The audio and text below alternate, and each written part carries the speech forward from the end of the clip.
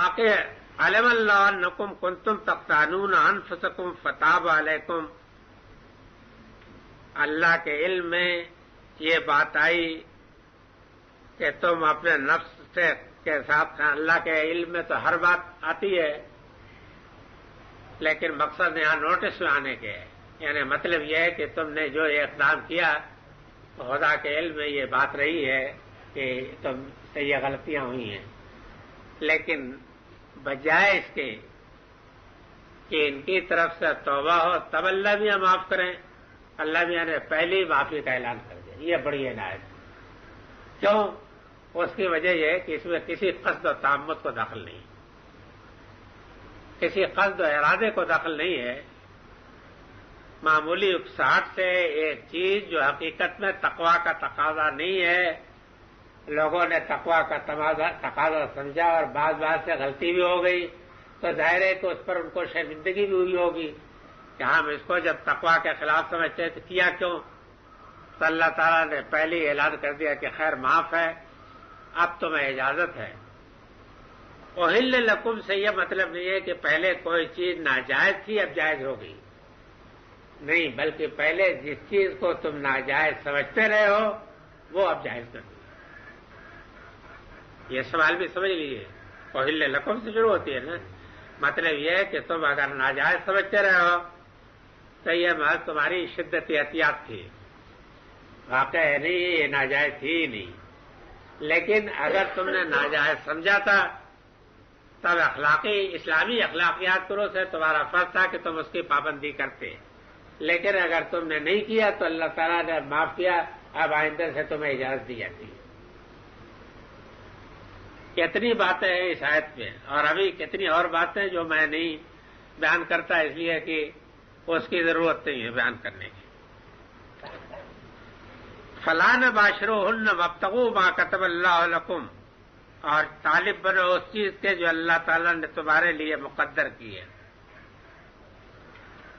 یہ اللہ تعالیٰ کے تقدیری سے جو کچھ ملتا ہے،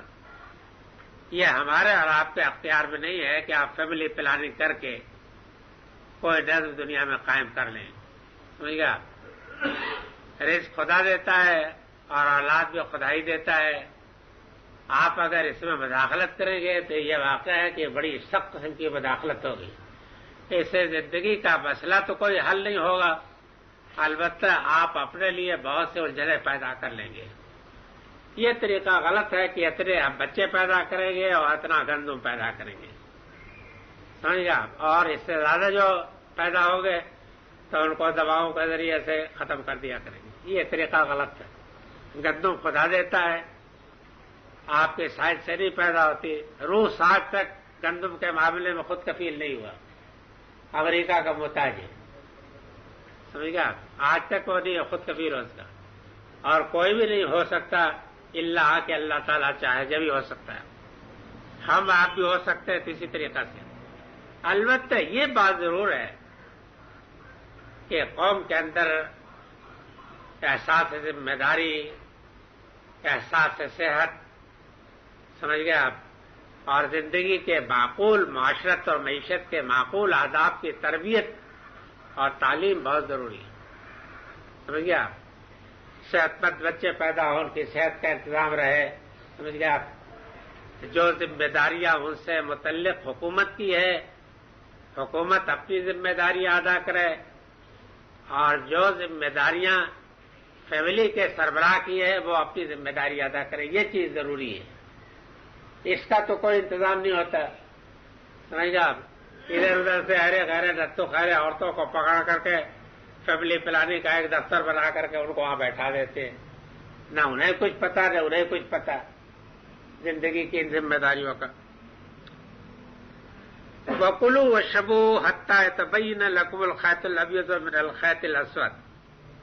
اور کھاؤ اور پیو، یہ الفاظ یہ آزادی کے ساتھ، یہی نہیں کہا کہ کھاؤ پیو یعنی آزادی کے ساتھ، آزادی کا لفظ خود اس میں بول رہا ہے،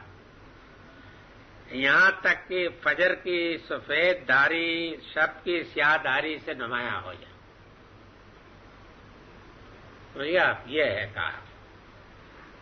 اس کے کہنے کی ضرورت اس وجہ سے تھی کہ یہود کے ہاں سمجھ گیا ان معاملات میں بھی بڑی سختی تھی، اور دوسرے اور بھی فرقوں کیا ہے کہ لوگ جو ہے بہت سویرے سے یہ سمجھتے ہیں کہ تقویٰ کے خلاف روزہ میں خلل پیدا ہو جائے گا، تو اس لیے وہ بہت سویرے ہی کھانا پینا ترک کر دیتے ہیں۔ حالانکہ یہ بات نہیں ہے، قرآن مجید میں جب یہ لفظ ہے کہ شب کی سیاہ دھاری سے صبح کی فجر کی سفید دھاری نمایاں ہو جائے اس وقت تک وقت یہ ہوتا ہے، سحری کا آخری وقت یہ ہوتا ہے۔ اب یہ ہے کہ مسجدوں والوں کا تو یہ کام بھائی ضروری ہے کہ وہ کوئی نہ کوئی وقت مقرر کریں، آسانی کے لیے ہوتا ہے، لیکن آپ کو بھی اپنی آزادی رائے استعمال کرنی چاہیے کہ اصل چیز جو ہے وقت کا یہ ہے کہ سفید دھاری جب تک نمایاں نہ ہو تب تک آپ کو آزادی ہے۔ اس سے پہلے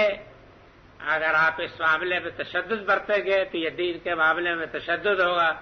اور دین کے معاملے میں تشدد پسندیدہ نہیں ہے، جس طریقے سے دین کے معاملے میں رخصت اور سال پسندی پسندیدہ نہیں ہے، یہ بھی ضروری ہے۔ اس معاملے میں یہ ہے کہ ایک روایت میں آتا ہے کہ ایک صحابی نے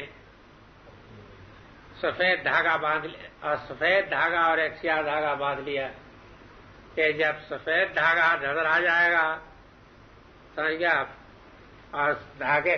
کے مقابل میں نمایاں ہو جائے گا تب میں یہ کروں گا۔ میرا خیال یہ ہے کہ یہ روایت اگر صحیح ہے تو یہ نومسلمانہ جوش کا نتیجہ ہے۔ نومسلمانہ جوش ہوتا ہے نا، نیا نیا کوئی مسلمان ہوتا ہے، جب میں نے نیا نیا روزہ رکھنا شروع کیا ماں باپ سے بہت لڑائی کر کے، پہلے انہوں نے مجھے سمجھایا کہ آدھے دن کے روزے سے بھی بچوں کا روزہ ہو جاتا ہے، پھر انہوں نے کہا کہ پانی پی لینے سے بچوں کا روزہ نہیں ٹوٹا کرتا، مگر میں ان باتوں کو نہیں مانا، لیکن جب پہلا روزہ میں نے ضد کر کے رکھ لیا تو میں ہر قدم پر تھوکتا ہوا چلتا تھا۔ والد نے محسوس کیا مرحوم نے، تو انہوں نے کہا کہ تھوک سے نکلنے سے روزہ نہیں ٹوٹتا، تو میں نے کہا یہ بھی مجھے دھوکہ دے رہے ہیں، یہ بات بھی ٹھیک نہیں۔ تو یہ نومسلمانہ جوش ہوتا ہے، نومسلمانہ جوش ہوتا ہے، ڈر جو ہے یہ عورتوں سے متعلق جو روایت آئی ہے نا ان میں بھی یہ معلوم ہوتا ہے کہ احتیاط کے معاملے میں شدت و غلو وہ پیدا ہو جاتی ہے۔ بہرحال اس کو صحابہ رضی اللہ تعالیٰ عنہ اجمعین پر عام ریمارک کا ذریعہ نہیں بنانا چاہیے۔ یہ ایک شخص میں کچھ نومسلمانہ قسم کے جوش کے تحت انہوں نے کیا، حالانکہ جب اندھیرے میں کیا سفید نظر آئے گا اور کیا سیاہ نظر آئے گا کوئی بھی نظر نہیں آئے گا، اور اس سے کوئی امتیاز بھی نہیں ہو سکتا۔ سفید ابھی یہ ہے کہ یہ استعمال عربی زبان کا ایک عام استعمال ہے، شب کی سفید سیاہ دھاری سے صبح کی سفید دھاری، یعنی جب کوئی سفید صبح نمایاں ہوتا ہے نا اس سے پہلے کا وقت ہے۔ اب آپ لوگ زیادہ سے زیادہ یہ کہہ سکتے ہیں کہ غائب مغیر میں داخل ہے کہ نہیں، تو وہ چاہے داخل ہو چاہے نہ داخل ہو، مجھے اس سے بات نہیں۔ میں یہ اعلان کرنے پر مجبور ہوں کہ روزے کے لیے کھانا پینا ترک اسی وقت تک کیا جائے گا، اور اس وقت تک اگر کسی نے کیا کر لیا تو انشاءاللہ اس کے روزے میں کوئی خلل واقع نہیں ہوگا۔ وَلَا تُبَاشِرُوهُنَّ وَأَنْتُمْ عَاكِفُونَ فِي الْمَسَاجِدِ، البتہ یہ ہے کہ اعتکاف کی حالت میں انتم جبکہ مساجد میں تم اعتکاف میں ہو یہ اجازت نہیں مباشر۔ اعتکاف کا ذکر اور کہیں نہیں آیا ہے، یعنی بطور ایک صفتی کے آیا ہے، امر وغیرہ کے حکم کے طریقے پر کہیں نہیں آیا ہے۔ ظاہر ہے کہ یہ اہل دین کے معمولات میں سے یہ بھی تھا کہ اہل تقویٰ جو ہے وہ رمضان وغیرہ میں اس طرح کے اعتکاف کرتے تھے۔ اعتکاف کی عبادت بھی پہلے سے بھی تھی، بلکہ پہلے اعتکاف کی عبادت روزے کی عبادت پہلے ادیان میں زیادہ رہی ہے، زیادہ نمایاں رہی ہے، اور دوسرے مذاہب میں بھی اعتکاف اور روزے کی عبادت کو بڑی اہمیت رہی ہے۔ تو مسلمانوں نے بھی اس کو اختیار کیا، اور اعتکاف معلوم ہوا کہ مساجد ہی میں ہوتا ہے، سمجھ گیا؟ اگر مسجدوں میں اعتکاف ہوگا تو ظاہر ہے کہ اس حالت میں اس طرح کی آزادی نہیں ہو سکتی۔ فرمایا کہ تلک حدود اللہ، یہ اللہ کے مقرر کیے حدود ہیں، فلا تقربوها، تو تم اس کے قریب بھی نہ پھٹکنا۔ حدود الہی کے معاملے میں احتیاط کا ضابطہ یہی ہے کہ صرف حدود کے توڑنے سے نہیں بلکہ حدود کے قرب سے بھی بچنا چاہیے، سمجھ گئے آپ؟ یعنی عملاً اس فعلی سے نہیں بلکہ اس کے جو مقتضیات ہیں، اس کے جو داعیات ہیں، اس کے اوپر جو ابھارنے والی چیزیں ہیں، ان سے بھی بچنا چاہیے۔ اس کو نبی صلی اللہ علیہ وسلم نے حدیث شریف میں سمجھا دیا ہے کہ جس طریقہ سے وہ چرواہا کہ جو کسی کے رقبے کی بیٹوں کے اوپر اپنی بکریاں چراتا ہے تو اندیشہ ہوتا ہے کہ اس کی بکریاں جا پڑیں اس کے کھیت میں، اسی طریقہ سے جو آدمی کی حدود الہی کے قریب تک چلا جاتا ہے تو اس کے متعلق اندیشہ ہوتا ہے کہ شاید وہ حدود الہی کے اندر بھی گھس جائے۔ یہ تمثیل دی ہے۔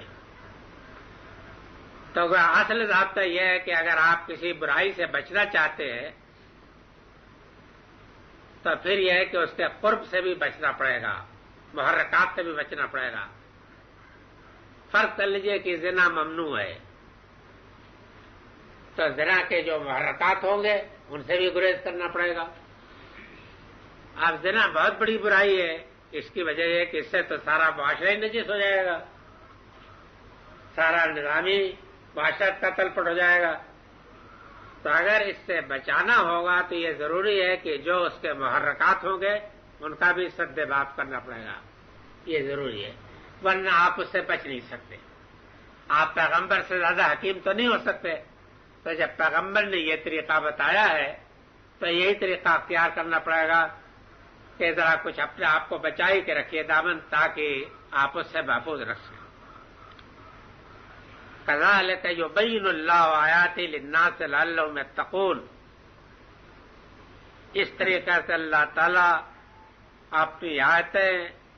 لوگوں کے لیے یعنی لوگوں کے سمجھانے کے لیے بیان کرتا ہے